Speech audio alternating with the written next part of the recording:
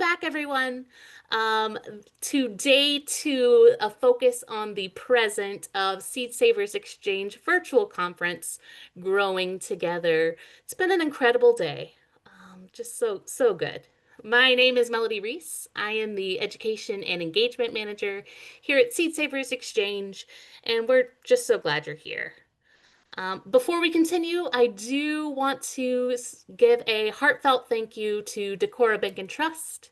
They helped make this virtual conference possible, and they help support us in so many ways. So thank you to them for their generosity. As Michael alluded to in our last session, as hopefully you read through that email that I sent you, this session is going to run a little differently. We're trying something new. So, the first part of our session is going to be pretty similar to what we've been doing. Breanna is going to give us a presentation and give us the information that we need to know. So at the beginning, if you could put your questions in the chat, that would be perfect. And I will make sure that they get answered at appropriate times. And then toward the end of Brianna's presentation, we're actually going to ask you to come off mute if you're brave enough. Turn on that web camera and engage with us in this work. If that feels uncomfortable to you, you can still put your questions or your replies in the chat, and we will make sure those get voiced for the larger group as well. So, especially because we're doing things a little differently today, or this session, let us hit those community agreements one more time. So in this session and all our sessions together, we ask that you are respectful of each other. Be curious about what others have to say and maybe your own thoughts as well. Be patient with other people. Whenever you speak or type in the chat, make sure it's coming from your own experiences. Try to avoid jargon. If you do use some jargon or vocabulary words, just make sure that you're explaining what they mean so that we are all on the same page and all understanding. Be conscious of intent versus impact. Sometimes we say things and we don't mean them to be hurtful, but they are to other people. And we want to make sure that we are keeping this a safe space for all the people that we have here. We encourage you to take space. Today, that means come off mute or type your answers in the chat, but also make space for others so that we can hear all the voices that we have in the room. And then above all, of course, take care of yourself during this session. So if we're putting all of these things into practice today during our session, I know it is going to be an excellent one. So I'm very excited to introduce our facilitator here, Breanna Bertacchi. She's going to lead us through a presentation about the Greenspace Revolution. Originally from California, but raised in the cornfields of Ohio, Breanna Bertacchi now resides on the south side of Chicago. When they're not gardening, they're bike camping, volunteering with their neighborhood Chicago park and environmental groups, reading, or most likely swimming. Currently, Breanna is focused on incorporating greener living into their life, including hen keeping, composting, foraging, and seed saving. So if you have questions for Breanna, please put them in the chat here at the beginning, and then we will work together to get those answered, and then toward the end, come off mute, and I will let you know when it is time for that. So without further ado, Breanna, thank you so much for being here. Thank you so much for that introduction. This has been an amazing conference so far. I'm so honored to be able to round it out today. Thanks to everyone for attending, for your contribution so far.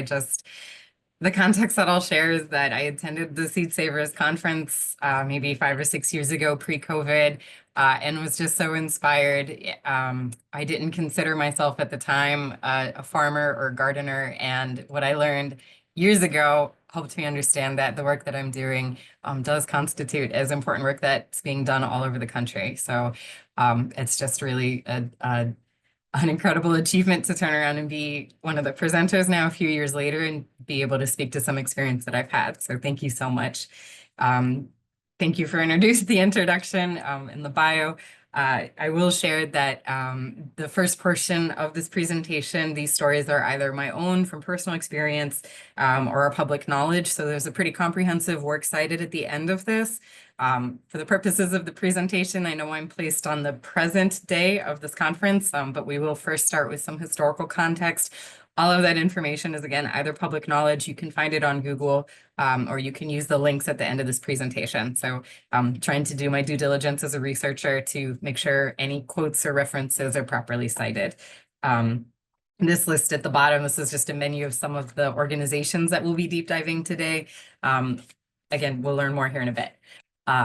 But I'll reference back to this table of contents that can kind of help us gauge where we're at in terms of our timing. I know in the last slot, I want to be the most mindful of all of your time from being here all day. So we'll do our best to keep to these times.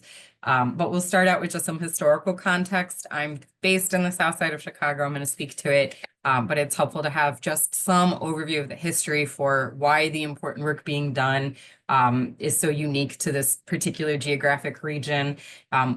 What from there we'll transition into particular case studies. We'll both look at some success stories and also sometimes where even the utmost advocacy resulted in a change that community members weren't interested in.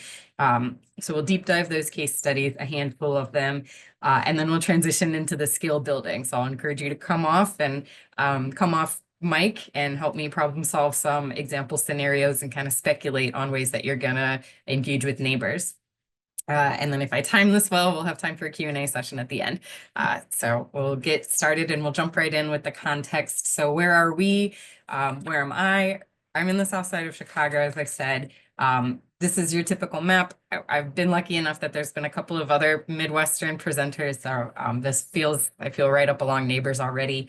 But Lake Michigan is to our east. When we're referencing this, we'll go through a series of maps, but just for your context, downtown is kind of smack in the center, right along the lakefront.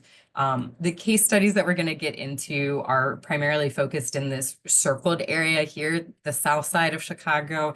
My neighborhood in particular is the 10th Ward. It's a political region. It's just a grouping of neighborhoods. Chicago is broken down into wards, and any one ward consists of a few different neighborhoods. And so a lot of the deep dives that we're going to be doing are rooted in the 10th ward. You'll hear me reference that a couple of times, but that's rooted in here. And when we're looking at Chicago, if you've talked to a Chicagoan, if you've read about Chicago, you might hear this concept of every map of Chicago is the same map of Chicago. So I pulled up a couple of references to this.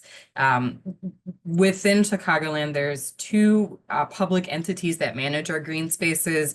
It's either the Chicago Park District, specific to Chicagoland, or the Forest Preserves, which is our county-wide entity.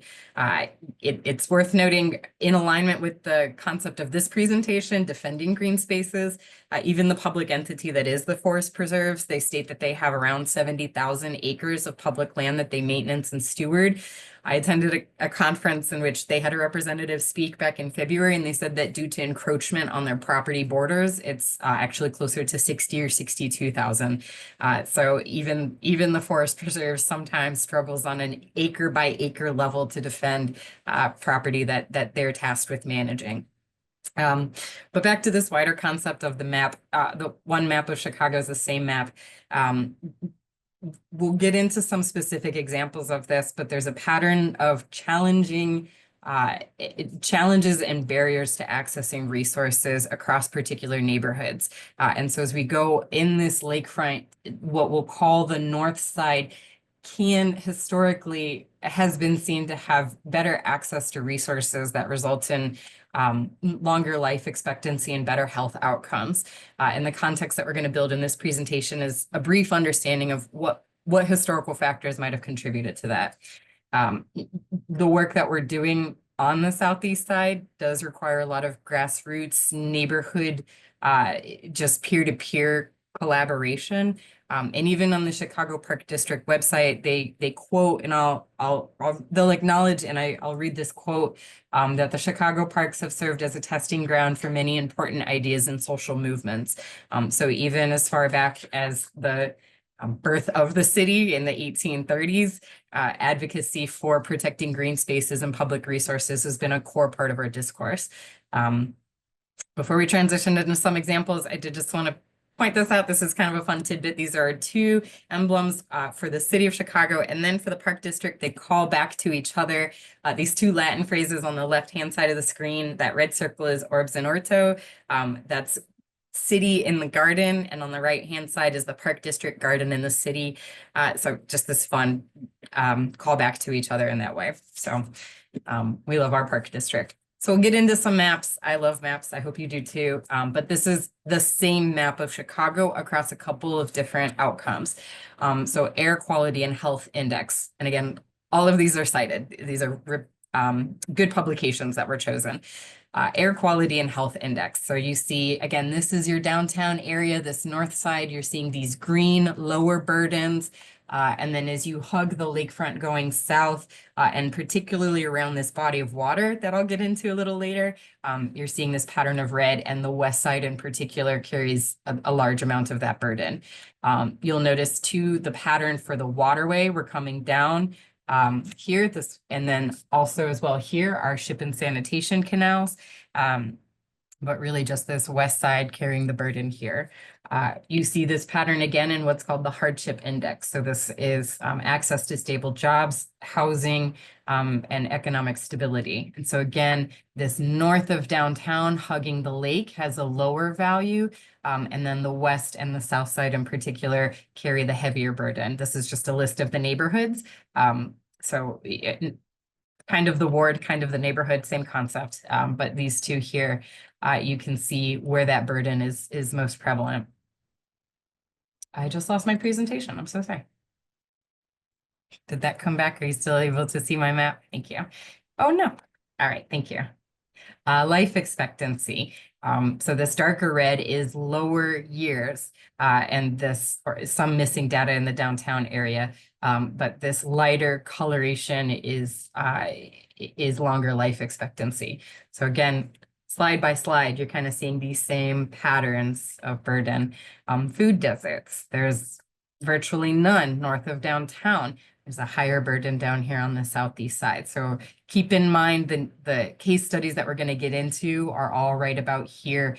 This cutoff is Indiana. That's just our state border. COVID-19 risk factor. This is a combination of air quality, health outcomes, access to healthcare. So all of these things culminating in this higher burden.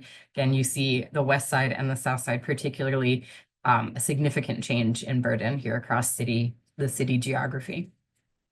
And then one that I'm sure isn't news to anyone on this call is how tree coverage interacts with heat index. And so you might have heard of the urban heat island, and you can see it's not an exact correlation. And then you'll note the waterways too, like this doesn't really have, it's hard to interpret that data, that little, the lake here. But otherwise, where there's fewer tree coverage, you see higher surface temperatures, and that's just the black top heating up. And that means kids probably aren't playing on those roads. People are more at risk of heat-related injuries, getting to and from public transit, going to their jobs.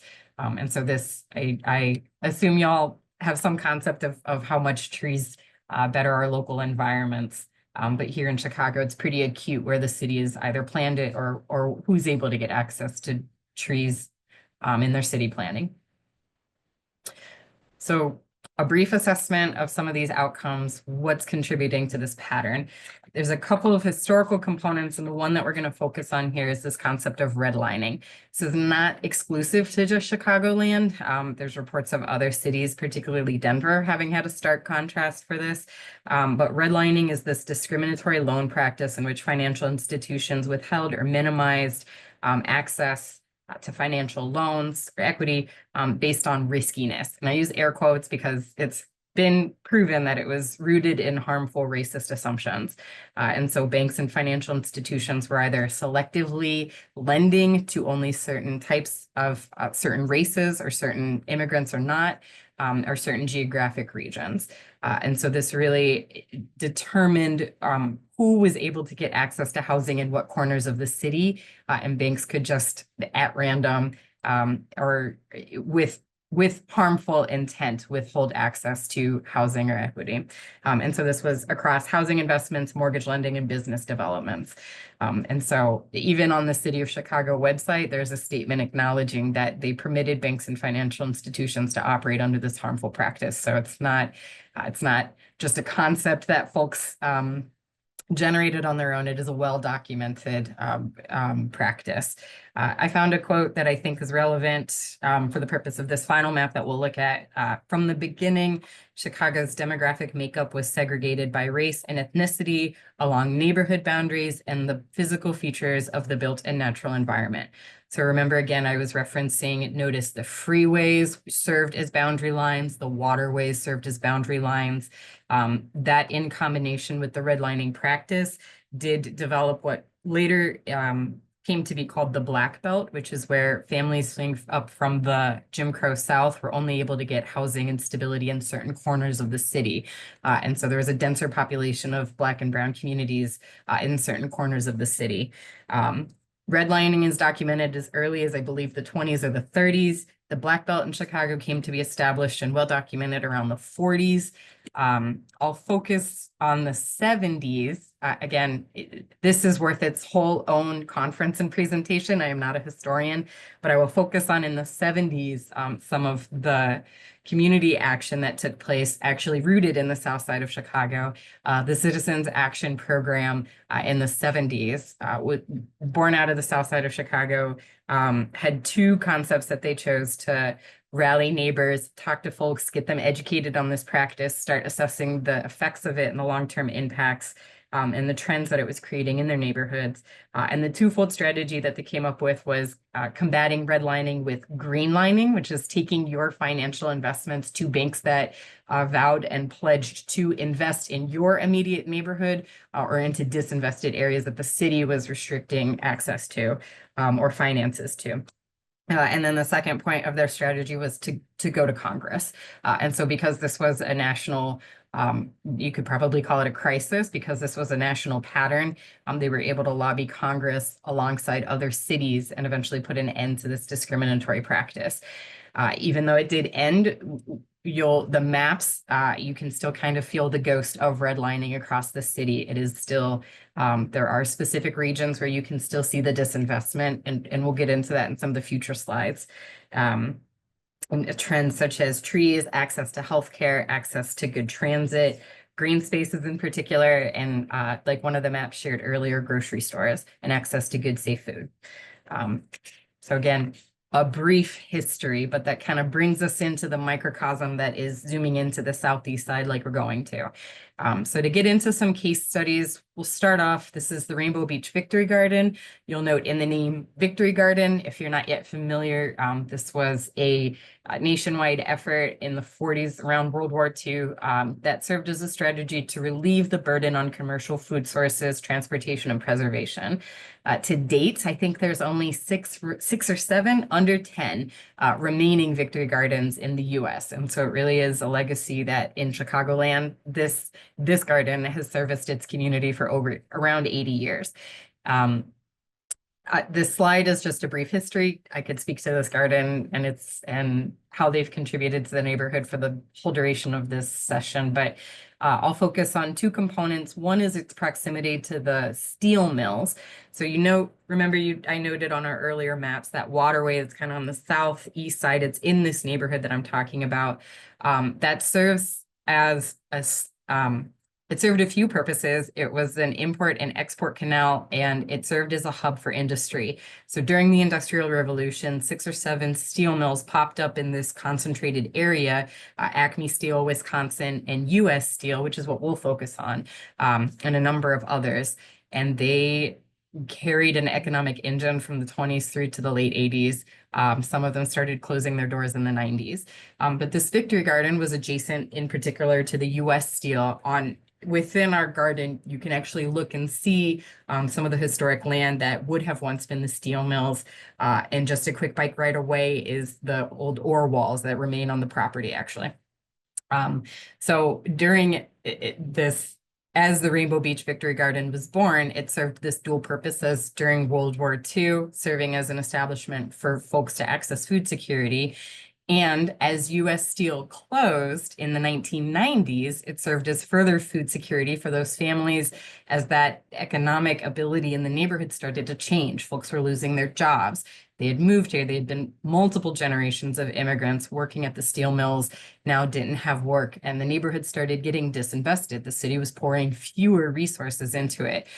These steel mills built America. The steel that came out of US Steel is in our Sears Tower. It's in all of downtown. It's all over the Midwest region. It traveled down the Mississippi and built America. And folks, even today in the neighborhood, say that once the steel mills closed, the city of Chicago turned its back on the southeast side.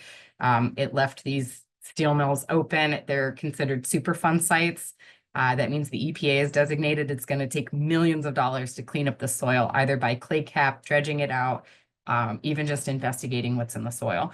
So back to the Victory Garden, as the steel mills started to close their doors and families' access to good, stable income was changing, gardens in the area really served as food security for these families, and a way for them to continue that. The garden had already existed for 40 years at this time, to just continue that legacy. The second point in this garden that I'll point out is another political component in the late 90s. Remember, I was talking about aldermen kind of serving as the local officials to your ward or your neighborhood. They're elected, and the alderman that was over the region that is the Victory Garden in the 90s said that he wanted to transition the space into a development, and it was a hotel or it was some type of rental business, and he was just going to build it right on top of the garden. And so you can imagine, again, at this time, it's multi-generational. It's served as food security as folks have relied on this space, and now it's under risk.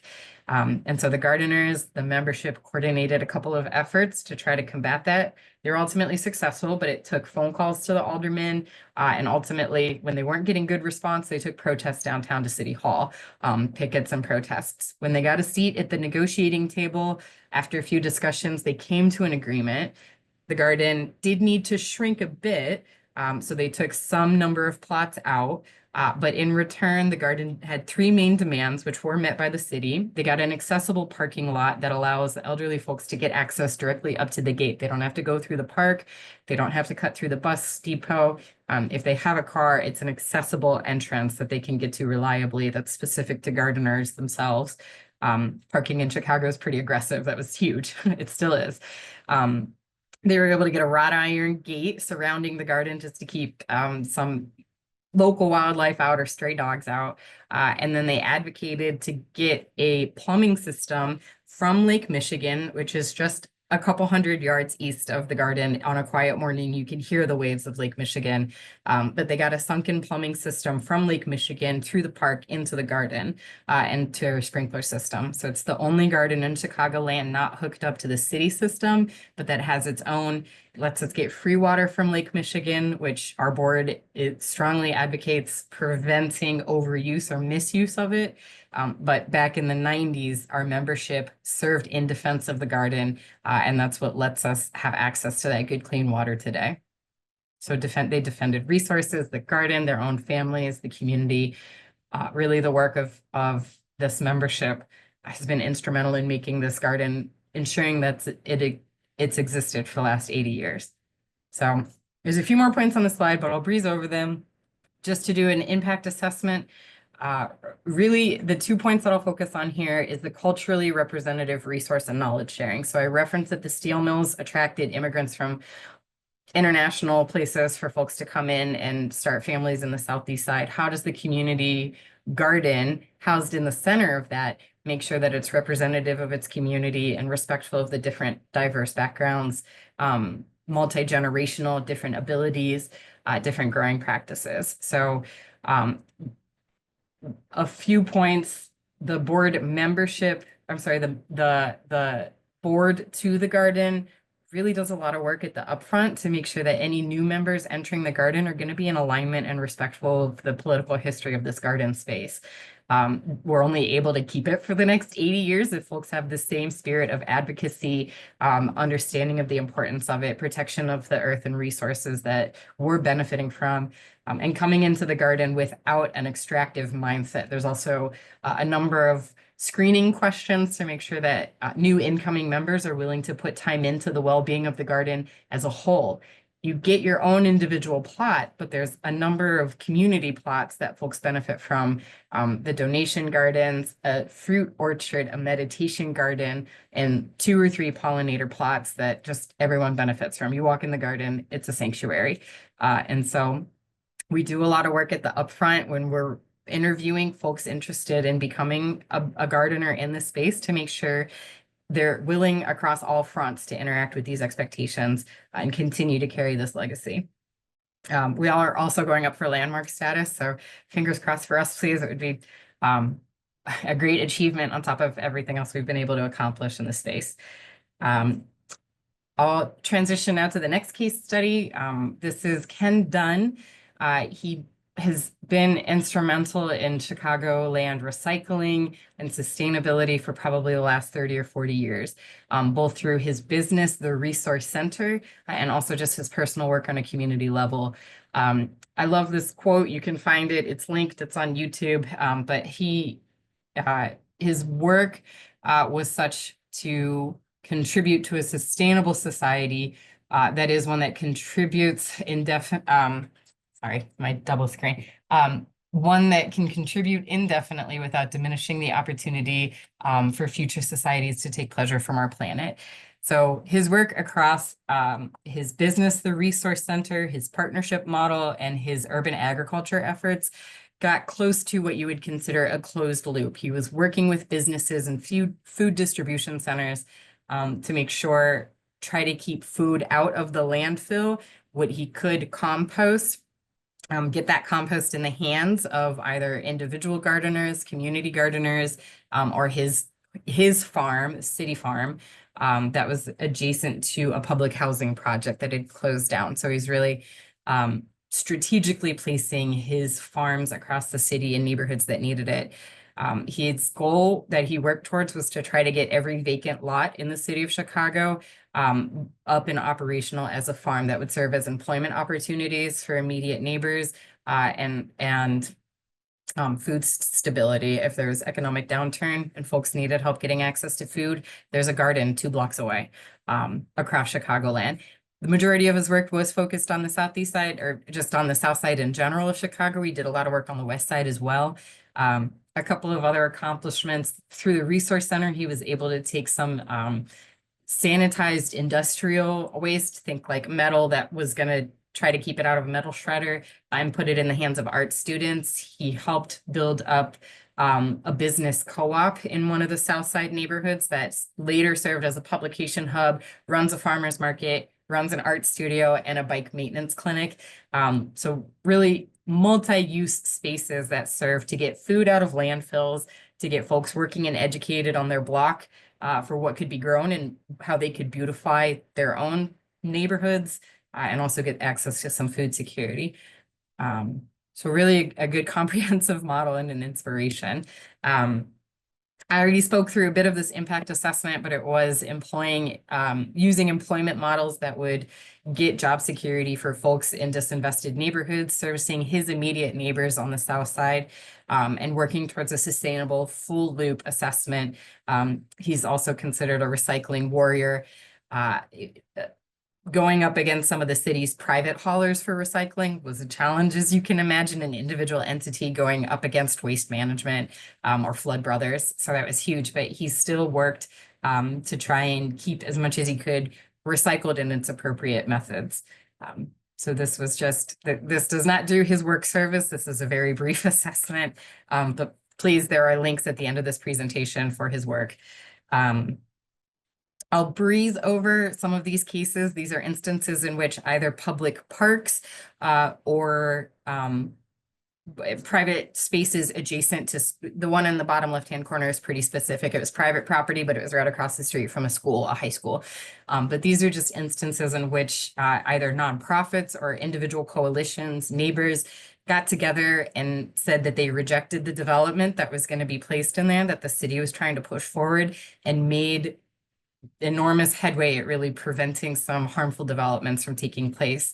The Calumet River, there's a beautiful beach, a public access park, and the city wanted to expand a confined disposal facility. So there's already one that exists. That air is already a little stinky, and they wanted to make it bigger.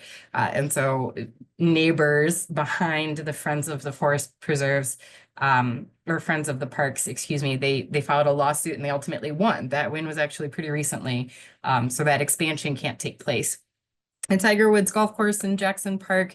Jackson Park is actually in the news currently. It's the site of the Presidential Obama Center, which also still is a source of public discourse. But that too is going to take public park land and turn it into that private golf course, and folks weren't enthusiastic about that. So they rallied and eventually got that bid removed.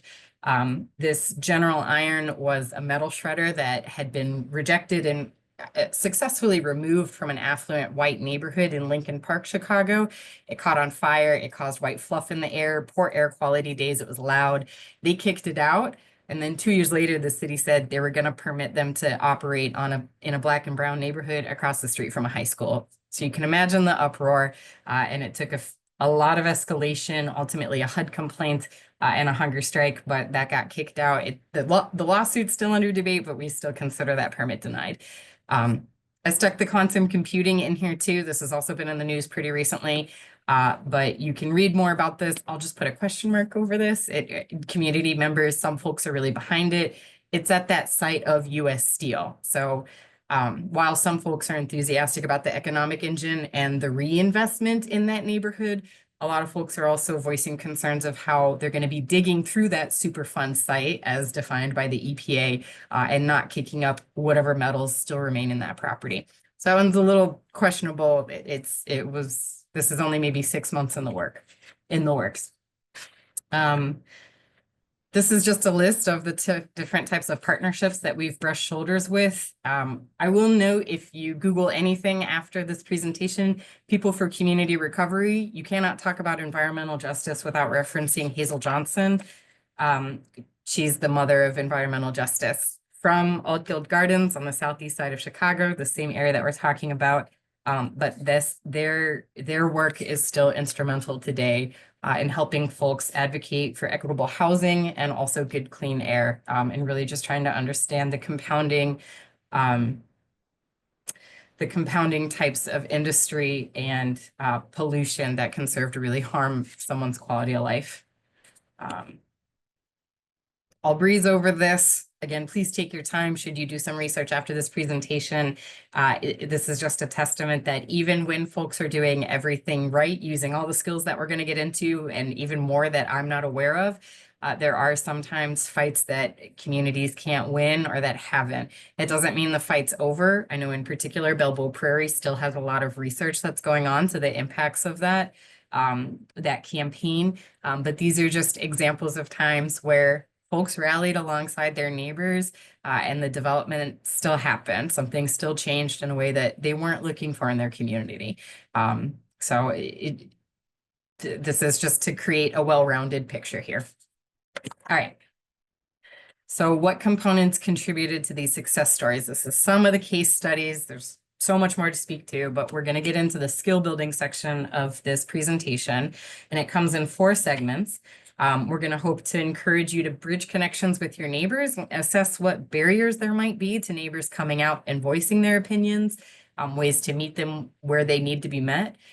We're going to assess some common barriers to accessing outdoor spaces. If someone wants to start a farm, if someone wants to get in the garden, what are some reasons that they might not be able to? How can you work with them?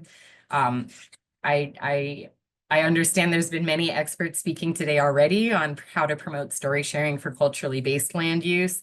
Again, in particular, the southeast side, a lot of immigrant families coming through. And so how can coalitions and efforts work to be respectful and incorporate different cultural backgrounds, and make sure that they're seen through and contribute to whatever the overall goal is.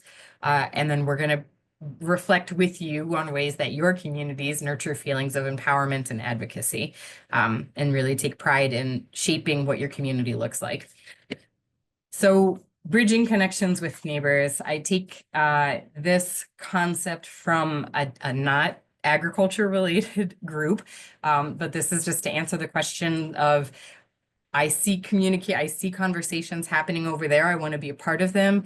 or I see something happening and I have questions, I want to invite folks to my table to learn what we're doing next about it. And so this is the WAVE concept. I take it from a nonprofit that I'm a part of. Its whole point is to get folks out and loving nature in their own back door, which is in Chicagoland. I'm guilty of moving here and thinking if I want to go on vacation, I have to go out west. I have to rent a car.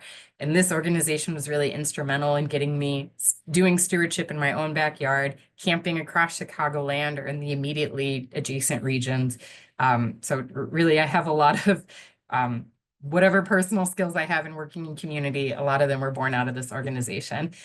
So we have this WAVE concept, and we abbreviate the elevator pitch as being, we're welcoming adventurous volunteers that educate. And so we'll go through a couple of examples of what this looks like in action, and just take some examples from the case studies that we've seen and apply them under this umbrella to give you some examples of what this looks like in operation. So for example, I wanted to point out, I kind of separated these in terms of which category the activity falls under. So for each of them, WAVE, that is some portion of this WAVE component.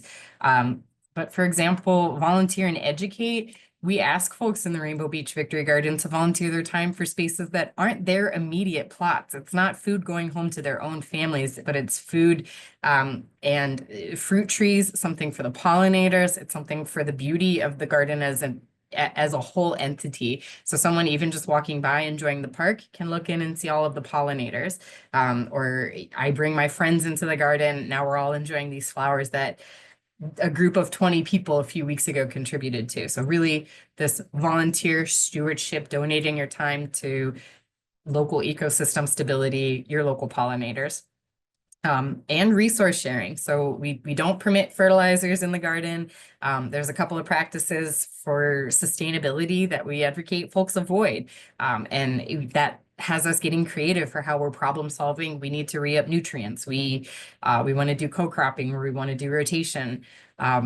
We offer opportunities across membership for social hits, so folks can story share and say, this is something that I brought from my family. This is a special seed that came up from my family from this region. This is a practice that we do in my country. I brought it here. It works somewhat, but the climate's different. I know the last speaker spoke to that a little bit more closely. But this volunteer and educate component is really seen through some of those actions. In this bicycle group, again, I know it's not seed related, but we rely on partnerships to teach us in some areas that there might be gaps in our knowledge. And in particular note, an immediate example of that is having our organization service folks with differing abilities, in particular kids. So we have an adaptive specific program where we have different types of bikes, we have buddies. We worked with Shirley Ryan Ability Lab, which is an accessibility. Sometimes they do physical therapy. A lot of times they do adaptive access to outdoor spaces.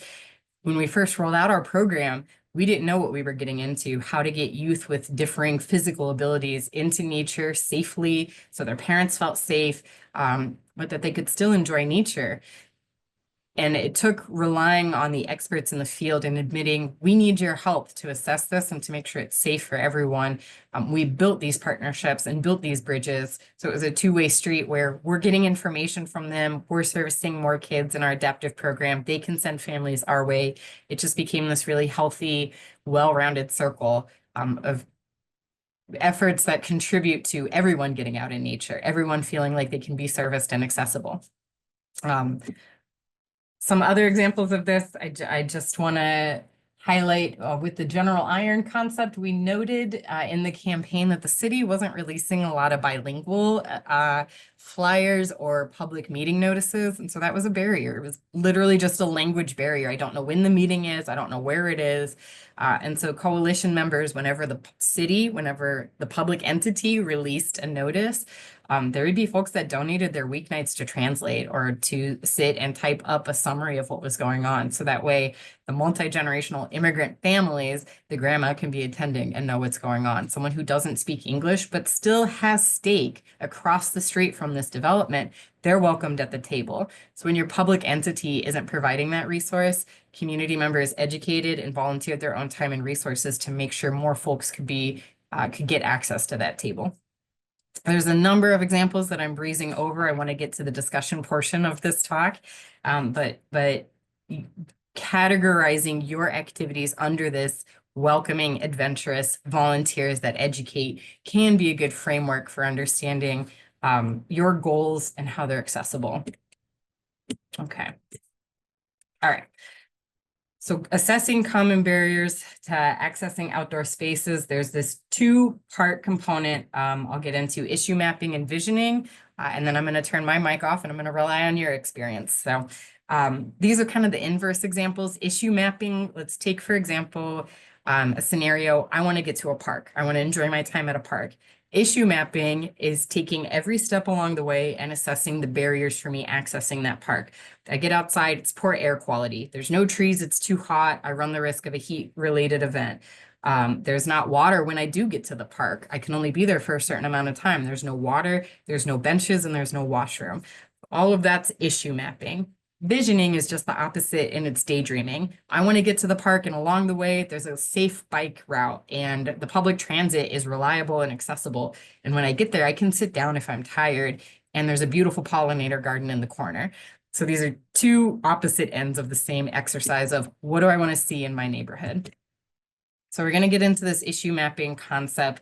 Full transparency, I stole this from my work, but this is the concept of fishbone diagram, and it lets you do a full assessment of possible causes for a barrier, which sometimes can be a challenging conversation. Ultimately, the goal is to establish what you can control.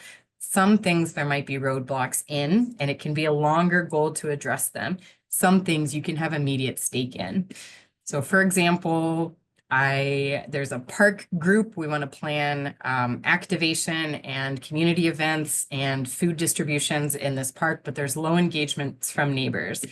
This is just a speculation for why that could be. Some of these I can control. Some of these I might need to escalate to an elected official. So the terrain isn't accessible. This assumes everyone walks without a cane or mobility support. That's not fair to everyone. There's an unwelcoming culture. There's a lack of transit options. I've got this beautiful park, but no one can get to it. It's not safe to walk to. The streets are too busy. There's safety concerns, financial barriers. I'm at work when these meetings happen, or I can't get to these events. And there's a lack of structure. I run these events, but I'm not marketing them. People don't know when they are. It's disjointed. Some of these I can control. Some of these I might need a bigger group of folks to help. So that's an example. And I'm going to rely on your experience now to help me assess this example. So let's say I have a vacant lot on my block. Again, my examples are pretty specific to an urban setting, but if you're in a rural setting, please get creative with me. I have a vacant lot and something is coming that I don't want. I don't know what that is, but I would rather see public use, a playground, a community garden, a flower garden, something that everyone can use. It's been vacant for, let's say, 10 years or something. It's been vacant for a while. It's an eyesore. We want public use on this. We want trees. We want something. What are some factors interacting with this example scenario that might have folks feel like they don't have a stake at the table to directing how the vacant lot will change? Use examples that I've referenced earlier.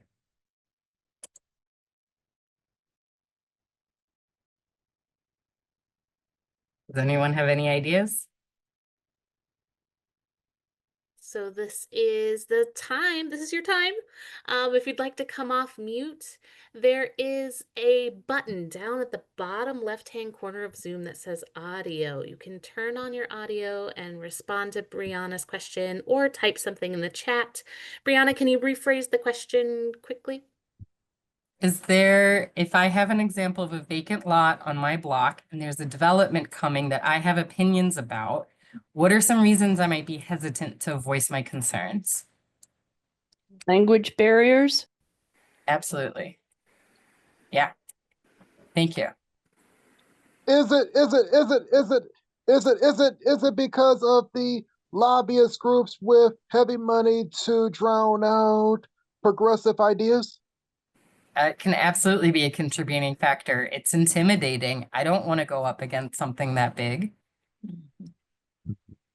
No time. Uh-huh. In addition to those lobbying groups, maybe, you know, in our case in Chicago, the aldermen, but, you know, your town council or your mayor or whoever might be in charge of those spaces. Mm-hmm.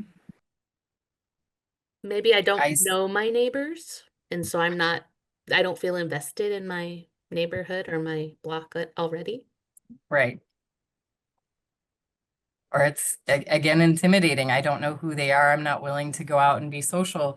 I'm getting off work. I have to rush to this meeting anyway. I don't really have the time or the energy. These meetings happen after work. And I know the other people attending these meetings are an affluent development business that maybe I don't want to spend my spare time after work sitting at a table with debating. Yeah.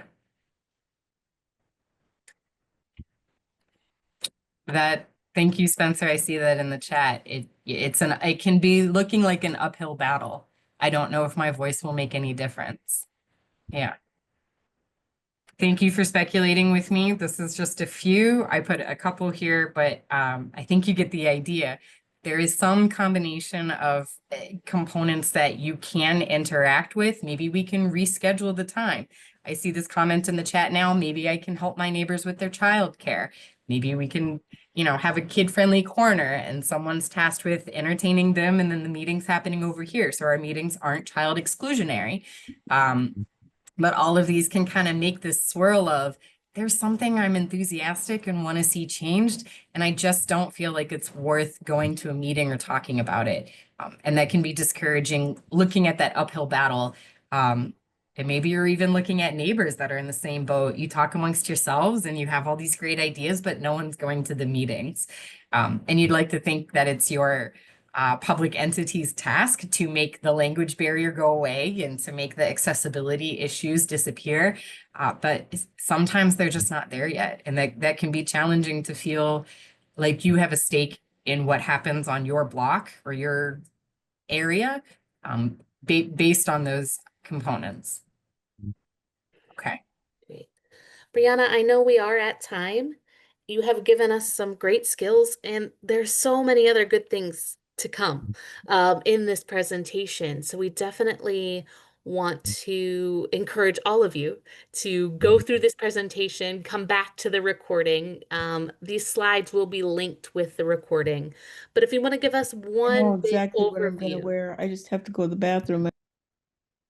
Yeah, Yeah. no problem at all. Take care of yourself. Take whatever break you need. We're just gonna wrap up in just one more minute or so, Breanna. If you could give us a big overview of what else you want to say here. Yeah, thank you so much. No, I know it's a lot to cover, and I hope that some of the case studies could have given an example and assessment of just what different components are interacting with folks' ability to respond and assess what they want their neighborhood blocks to look like. I'll absolutely default and rely on some of the earlier presenters on how to promote land-based story sharing in their communities. And so that would feel redundant to get into anyway. There were some experts earlier. But I do, some of the other skills that are shared here are some things about how to use welcoming language for folks, understanding that there's a difference in communication, or some folks might be really enthusiastic about something and run the risk of talking over others or using language that their best intent is being used, but that impact just isn't there. Some of the skills in the remaining slides here are how to navigate some of those challenging discussions. If you see conflict arise, how can you work within your community to be a collaborative force, to go up against the entity that's truly deserving of your energy? And what culture do you set within your communities to be welcoming and inclusive of all body types, ages, abilities, and really just lowering those barriers to access. So I end on this slide. It is bridging connections with neighbors as the seed to making change in your community. I think any protection of any type of green space, my examples are Chicago specific. I'm excited to hear how you apply some of these skills in your different areas, be it suburban or rural.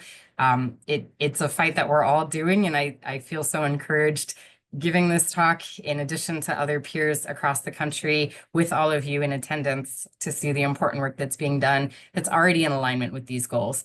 So this is just a brief overview. I hope you take some skills. It's just to serve as a menu for you all to do work in your own communities. But thank you so much. Wow, yes. Thank you so much, Breanna. So much to chew on, so much to come back later.